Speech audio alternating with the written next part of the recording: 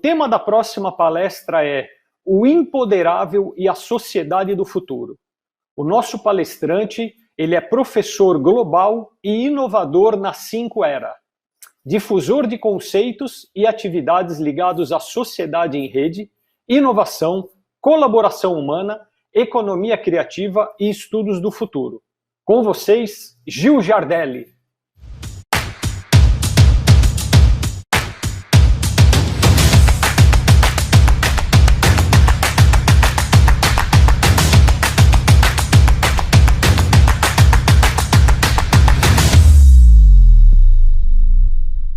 Você tem 30 minutos para você fazer sua apresentação, Gil. O palco virtual é todo seu.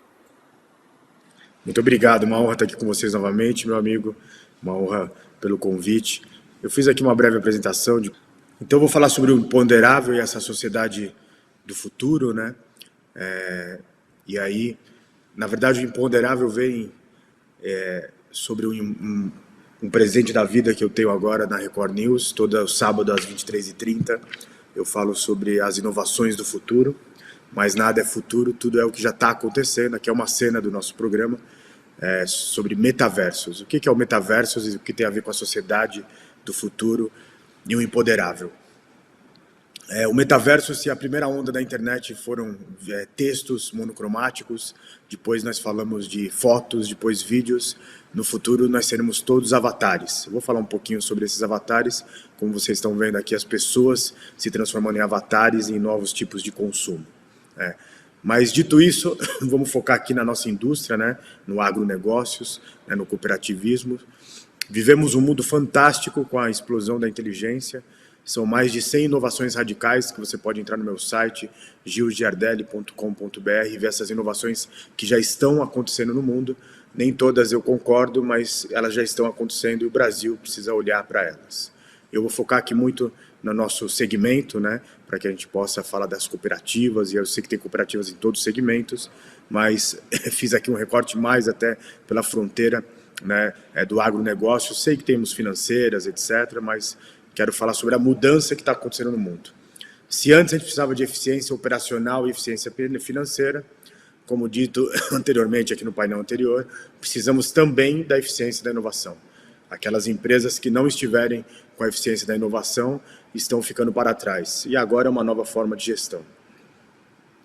Só para vocês terem uma ideia sobre essa eficiência da inovação, produtividade financeira, aqui vocês estão vendo os novos robôs que estão reduzindo em 70% o número de profissionais para colher desde pepinos, tomates, legumes, vegetais, frutas, usando o melhor da robótica de precisão. Isso vai levar a produção num outro patamar. E quando você mistura isso, locais que estão usando iluminação de LED, desertos que estão se tornando grandes locais de produção de alimentos, a ordem mundial sobre agronegócios e sobre cooperativas vai mudar completamente. Temos que repensar o emprego, né? Temos empregos hoje que são nobres, mas que não cabem mais no século XXI, como os milhares de pessoas que são os coletores do ovo de um dia, e a gente precisa repensar sobre esse processo e como capacitar essas pessoas para uma nova era. Os alimentos vão ser cada dia mais inteligentes. Aqui são lojas espalhadas no mundo que vendem um aplicativo para você colocar na sua pulseira e você saber aquele alimento, que tipo de alimento ele está impactando a sua vida, o seu organismo, né, os seus 23 pares de cromossomos, tudo isso na engenharia genômica. E aí, no mundo nosso, seja ele de finanças, de agronegócios, é um futuro preditivo. Um futuro preditivo que com isso vai trazer cada dia mais inovação. O 5G está às portas do nosso mundo, né, como nunca visto. O 5G já está entre nós. Isso vai criar uma eficiência para o mundo, e o Brasil precisa abrir realmente as portas e os olhos para essa nova era. Nós estamos tendo agora tudo que era invenção antiga está se convertendo em inovações. Então você faz com que esse pequeno exoesqueleto aqui barato consiga dar força para um agricultor de 10 seres humanos simultaneamente. Então essas inovações vai levar a produtividade cada dia mais a um outro patamar, seja de eficiência financeira e eficiência, né, de produção. Mas isso é baseado nessa eficiência da inovação que eu disse para vocês. E aí nós temos agora o fator China. O fator China da imitação na década de 80 para a inovação, agora usando inteligência artificial para liderar a produção de suínos e o consumo disso. Então, se antes eles dependiam muito de outros países, eles agora estão criando uma grande rede para que os alimentos cheguem até os seus mais de 1 bilhão e 400 milhões de chineses. E aí eu pego aqui uma frase de Napoleão Bonaparte que disse: deixe a China dormir, porque quando ela acordar, o mundo inteiro vai tremer. E a China acordou, e nós estamos diante de um novo imponderável como nunca visto. É a primeira vez que um país de língua não inglesa, que não é ocidental e que não é democrático, está realmente liderando o mundo. E para onde vem isso? Em 1958 e 1961, de acordo com dados oficiais daquele país, 60 milhões de chineses morreram de fome, e a partir dali eles começam a fazer uma grande revolução com todos os seus erros, não estou aqui defendendo eles, e agora especificamente no mundo do agro, eles estão fazendo coisas que são imagináveis, mas em todas as áreas. Eu vou pegar aqui alguns recortes. Eles estão vivendo um conceito novo que chama inovação de enxame. Quando eles criam empresas, um tipo de empresa, eles fazem criar um ecossistema que você tem mais de milhares do mesmo tipo de empresa competindo uma com a outra para que 3 ou 4 se tornem globais. Um exemplo disso, hoje eles têm lá 5 mil empresas da indústria de construção de carros elétricos, ou seja, são 5 mil empresas que 3 ou 4 vão dominar essa indústria de carros elétricos a partir de 2025. Isso é chamado de inovação de enxame. Eles têm uma nova escola da administração, que é chamada da cultura do lobo. Na escola, eu tive várias vezes na China, então uma organização de estilo militar, uma autodisciplina e execução decisiva, um senso aguçado de necessidades do mercado, um ambiente de trabalho de alta pressão, o heroísmo, assim, quando um ganha, todos ganham, e aí uma série de processos que estão mudando completamente a gestão do século XXI, especialmente para nós ocidentais.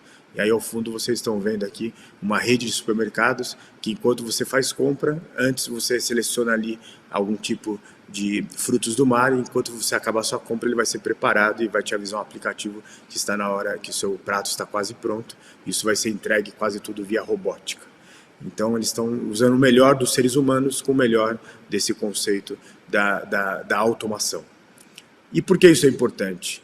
Porque nós estamos numa mudança, especialmente aqui nos países ocidentais, que tudo agora está sendo medido, desde o tamanho de uma maçã, do milho, desde os conceitos de produções internacionais. E aí, desde 1920 até hoje, o trabalho feito por pessoas no campo, o operário, digamos, ele não consegue ter nenhum incremento descontado à inflação.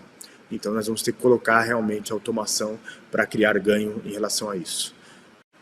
E aí nós vivemos um mundo que não dá, as fronteiras ficaram tão complexas, os desafios, que não dá mais para ter a divisão entre ciências humanas, exatas e biológicas. Cada um de nós teremos essas fronteiras muito específicas e muito bem definidas. E aí, só para a gente levar para onde vai o mundo, do imponderável, acabou de ser lançado agora, no último mês, as bases do primeiro hotel espacial que inaugura daqui a 6 anos. O que eu estou dizendo para vocês, como a gente diz na física quântica, que o mundo é muito maior do que os nossos olhos possam ver. Então, meus amigos, tem um mundo realmente fantástico acontecendo, se abrindo à nossa frente, um mundo que a gente vai precisar pensar qual é o nosso posicionamento nessa nova era. E aí, tudo que era conexão agora fica cognitivo, que profissionais de todos os ramos vão ter que ter essa questão da cognição e de uma gestão cognitiva.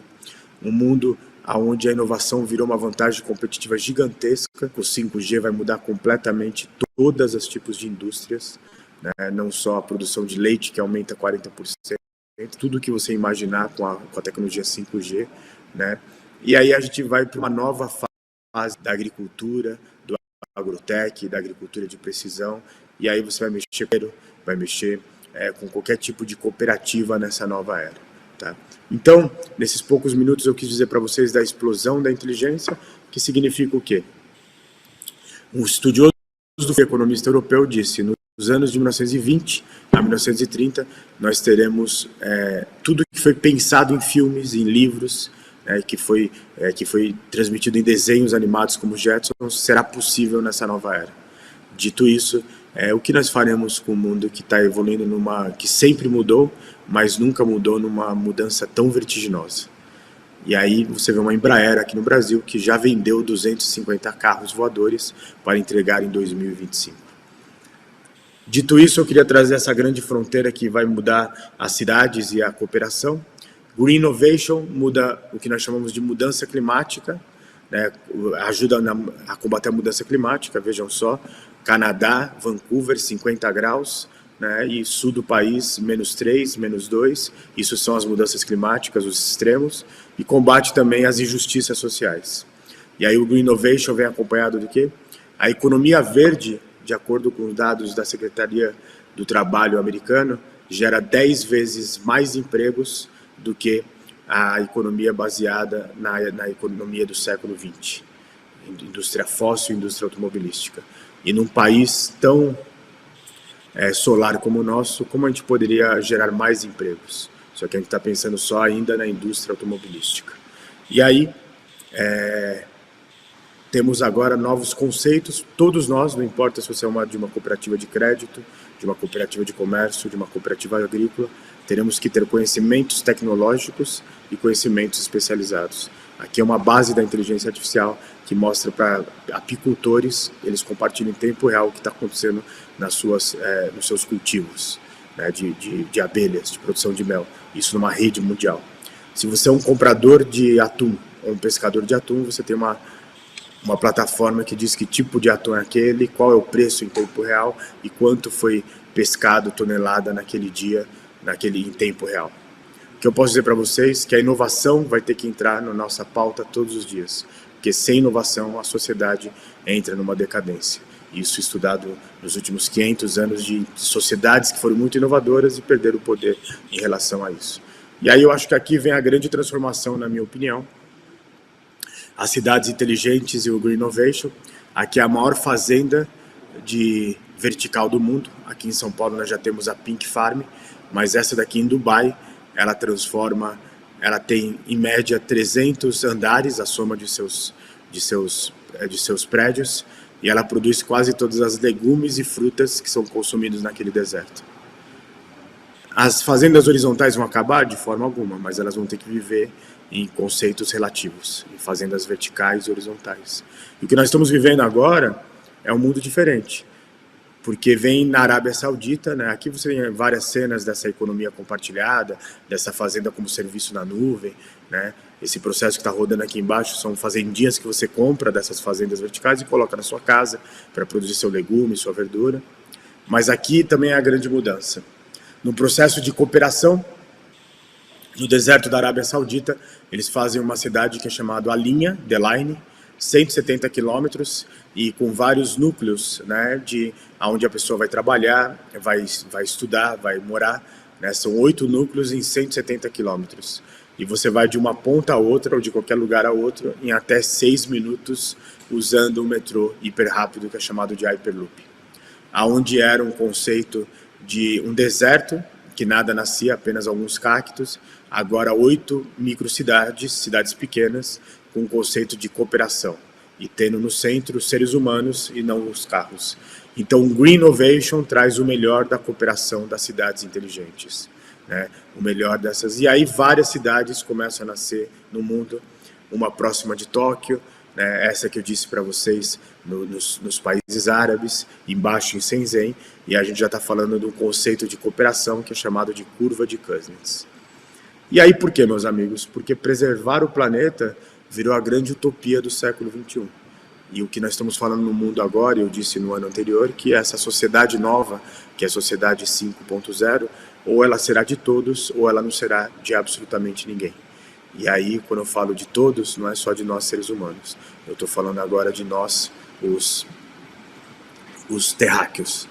E por isso vem uma grande resposta ao mundo, que é chamado de ESG Data, que são os índices de cooperação, de governança, né, do meio ambiente, de governança social, de governança corporativa. Hoje você tem já grandes bolsas de valores mundiais que estão usando 400 dados para entender como as empresas estão lidando com isso. Então, nas bolsas de valores, os nossos índices de cooperação, estamos falando agora do ESG Data. Quero dar aqui alguns exemplos para vocês. Micélio, que ele é abundante em fungos em qualquer floresta no mundo, hoje está sendo utilizado para produzir tijolos 10 vezes mais baratos e 9 vezes mais, de durabilidade em qualquer construção. Do micélio também está saindo o que é chamado o couro natural. O micélio está sendo a intersecção do design e da biotecnologia. A indústria de alimentos, né, coloca hoje no lixo, todo ano, 7 milhões de toneladas de conchas. E aí uma indústria disse, vamos pegar essas 7 milhões de toneladas e transformar em cimento natural, 7 vezes mais barato do que o cimento tradicional, e numa economia circular. Nessa economia circular, nós temos, né, a impressão de casas por impressora 3D era um processo muito caro, e também a indústria de construção ela produz 11 bilhões de toneladas ao ano de lixo. Só que agora, numa curva do rio, em Verona, na Itália, usando argila, impressão 3D e robótica, eles estão conseguindo resolver e baratear a impressão de casas, usando o conceito de economia circular. Então a gente está usando ESG em todos os sentidos, né, o que é chamado de ESG circular. E tudo isso faz parte desse design biológico. Então, meus amigos, e aí eu quero pegar uma outra parte dessas grandes empresas que estão falando de índice de carbono, de índice de desenvolvimento sustentável. Isso vai chegar nas cooperativas de crédito, nas cooperativas agrícolas, né? A Unilever já se posicionou que não vai produzir nenhum tipo de plástico novo, que é o chamado de nível zero, a partir de 2025, desculpa. Ele só vai usar plástico reciclável. E aí ele criou máquinas que recebem o seu plástico e quando você deposita ali com reconhecimento facial, ele te dá pontos para você trocar em lojas de e-commerce do mundo. Na verdade, o que a Unilever está fazendo é criar um projeto para reciclar e recaptar o seu plástico jogado fora. A indústria têxtil, ela usa muito líquido e muita água para reciclar uma meia furada ou uma camiseta furada. E aí no projeto inovador, não usando nenhuma gota d'água e nem uma gotinha de produto químico, eles estão reciclando toneladas de roupas usadas. Além de ajudar o mundo nesse conceito de ESG, eles estão olhando para um mundo que 100 milhões de toneladas têxteis, né, de roupas são jogadas no lixo anualmente. Então o lixo está virando uma grande fonte de receita do mundo. Então o mundo imponderável é agora uma LG e uma Samsung pensando nessa biologia sintética. Eles acreditam que no futuro a gente vai plantar o nosso celular. Eu sei que o smartphone vai crescer na sua horta realmente, isso já está tudo sendo testado. Então o que eu quis passar para vocês aqui é o que significa ser humano, que ele deixa de ser o zelador da terra, para com as novas tecnologias ser o seu modelador. E é isso que nós estamos vivendo de uma forma muito pesada, muito intensa. Então, são tempos intensos para a gente viver, tempos magníficos. O mundo está muito melhor do que em qualquer momento. Se você pegar dados, o mundo é fantástico. E aí eu uso uma frase do século passado que dizia assim: sejamos honestos, mesmo que outros não são, mesmo que outros não serão, mesmo que outros não possam ser. Na sociedade 5.0, no EA Economy, no ESG Data, o que conta é que ou o mundo será de todos os terráqueos, ou não será de ninguém. E no outro ano eu conto para vocês o que está acontecendo nas fronteiras espaciais, que brevemente a gente vai fazer cooperativa global e aí, nesse momento, ser brasileiro, ser italiano, ser americano não vai significar nada, nós seremos terráqueos. Fiquem bem, muito obrigado, volto para o nosso estúdio, espero que vocês tenham gostado. Que transformação que a gente está passando. Você traz esses cases aqui, a gente imagina que isso é uma coisa de futuro, mas isso é mais próximo do que a gente imagina, né? Eu tenho uma cadeira agora de pesquisa sobre a China e nós estamos monitorando 500 empresas de diferentes indústrias e é impressionante essa nova era que está acontecendo em relação a eles. Na verdade, a gente tenta entender que, enfim, a gente está falando da inovação, mas eu acho que a gente tem que dar um passo à frente e fazer um choque como nunca visto com o Brasil, porque os dados estão na nossa frente. Você tem ali hoje uma Singapura, que há 30 anos atrás não era nem considerado um país de terceiro mundo, já é entre as maiores rendas per capita do mundo. Você tem uma Coreia do Sul que está em 9ª economia do mundo, enquanto o Brasil cai para 12º. Então são pensamentos como esse. Ô, Gil, eu tenho umas perguntas aqui. Eu queria te perguntar que isso também é uma curiosidade minha, tá? O Marcos Gouveia. Gil, com tanta inovação e tecnologia, como ficarão as pessoas nesse contexto? Uma vez que o cooperativismo é baseado justamente nas pessoas. Como que vai ser esse futuro? Porque você traz tanta inovação e, claro, que isso vai tirar um pouco esse trabalho das pessoas, né? Como você enxerga isso no futuro? Eu acho que essa é a grande resposta para essa nova era. Nos últimos 300 anos, a gente teve uma inovação em todos os sentidos, só que sempre sobrou mais trabalho para os seres humanos. E a gente foi se afastando do nosso conceito de cooperação, do nosso conceito de vila, né, do nosso conceito de sociedade. E agora, com o advento dessas tecnologias, dessas mudanças, vai sobrar mais tempo para estudarmos, para sermos mais humanos. As tecnologias nos vêm não para tirar nosso trabalho, mas sim para nos dar trabalhos que nos dão mais prazer intelectual. Todo trabalho é muito nobre, mas todo trabalho cabe no século XXI. Assim, a gente tem que ser realista e ter um pensamento crítico. Hoje, 82% dos profissionais em todas as empresas mudariam de emprego no mesmo momento. Os trabalhos repetitivos não trazem nenhum tipo de prazer intelectual. E aí as máquinas vão fazer os trabalhos repetitivos e nós vamos ter aquele momento que é a eureka. Ou seja, já temos sorveterias todas que são robotizadas. Isso é ótimo, porque vai sobrar mais tempo para o ser humano poder criar novos sabores de sorvetes ou novos alimentos. E Gil, como que você enxerga essa inovação? Você trouxe alguns exemplos de China, de Estados Unidos. Como você enxerga a inovação atualmente aqui no Brasil? Você acha que a gente está muito atrasado ou a gente está num patamar mais avançado? Nós temos dois pontos, né? Nós temos grandes ilhas de inovação, locais que são realmente fantásticos, que são exemplos para o mundo, mas que infelizmente nós não podemos ter só ilhas, nós temos que ter realmente uma sociedade na inovação, uma sociedade, um país do inovador, né? Só que para você se tornar um país inovador, nós temos que curar algo que todos os países antes de se tornarem inovadores resolveram, que é a ausência da ética, né? Essa ausência da ética desenfreada em todas as características. Não vamos falar aqui sobre isso, mas assistindo um pouquinho lá a CPI do Covid, ontem, ou antes de ontem, um deputado, né, da Amazônia fala na televisão, em cadeia nacional, para o presidente daquela CPI, que foi governador da Amazônia, dizendo assim: olha, você está sendo investigado com grandes evidências que desviou 500 milhões da saúde do estado da Amazônia, né? E aí a pessoa debocha, ri. Nós perdemos todos os tipos de vergonhas. A gente tem que falar isso de uma forma clara para todos, independente de partidos, de políticos. A gente vai dormir, uma lei aprovada lá, libertando mais os indignos, os corruptos, né? E a gente vai ter que se indignar, só que a nossa indignação, como diria, né, Samuel Rosa do Skank, é uma mosca sem asas, né? Então está na hora da nossa indignação, porque aonde nós erramos, que nós deixamos os hipócritas medíocres tomarem o poder desse mundo, desse Brasil. Ou nós aqui, que estamos aqui trabalhando, que estamos criando riquezas, que estamos criando crédito, alimentando as pessoas, que é realmente o espírito de uma cooperativa, estamos fazendo coisas boas, enquanto tem uma minoria que é muito barulhenta, regredindo no nosso país. Só para a gente encerrar, você agora, no final, você citou o ESG. A gente teve uma palestra aqui, exclusivamente falando sobre ESG.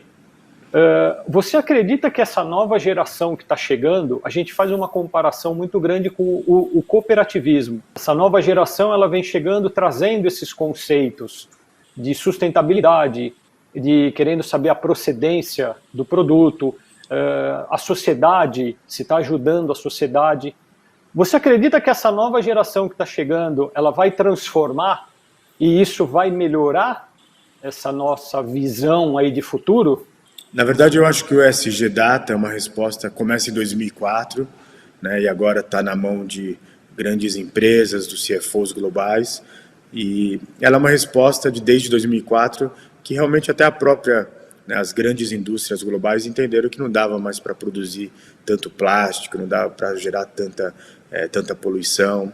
não dava para consumir um mundo inteiro, né, em agosto, e o resto do mês do ano estava em déficit. Só que assim, a velocidade de 2004 para 2021 é um pouco demorada, mas a partir dali começou esse conceito. E aí eu acho que a gente tem que ser um pouco também... o pensamento crítico é uma das grandes qualidades do século XXI. É claro que essa geração, ela é uma geração muito... tem um pensamento diferente. Mas se você for analisar a média, né, é uma geração que gosta bastante da ostentação, que gosta de músicas, é só ver o que está acontecendo na cultura pop, de músicas que, não estamos julgando se ela é boa ou se ela é ruim a música, mas que músicas que promovem esse tipo de ostentação. E quando você mistura isso com pesquisas, mostra que sim, o discurso é muito bonito, mas quando entram nas empresas ficam bastante...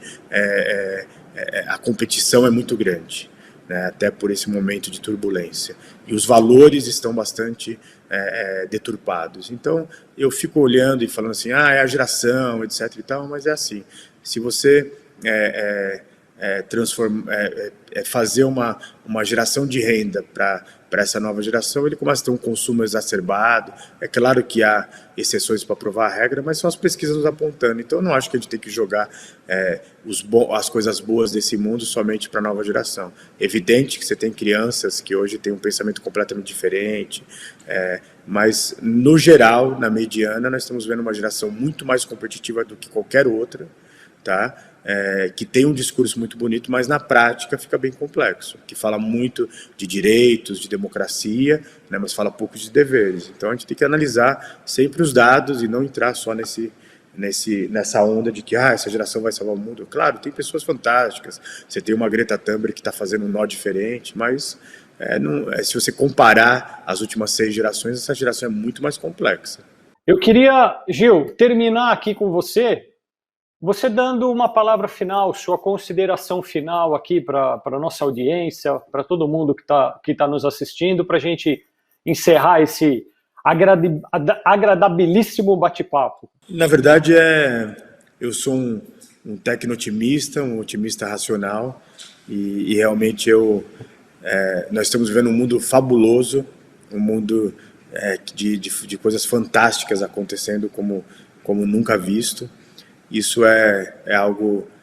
nunca foi tão bacana viver essa nova era. Então, como eu tenho um amigo que ele diz assim, às vezes você tem uns barulhos gigantes do mundo, é o velho mundo caindo, e tem um mundo novo. Então, saúde para todos, se vacinem, e posso assegurar que tem algo fabuloso à nossa frente, uma revolução silenciosa, que alguns estão enxergando e outros não, mas ela está chegando e vai ser compartilhada por todos.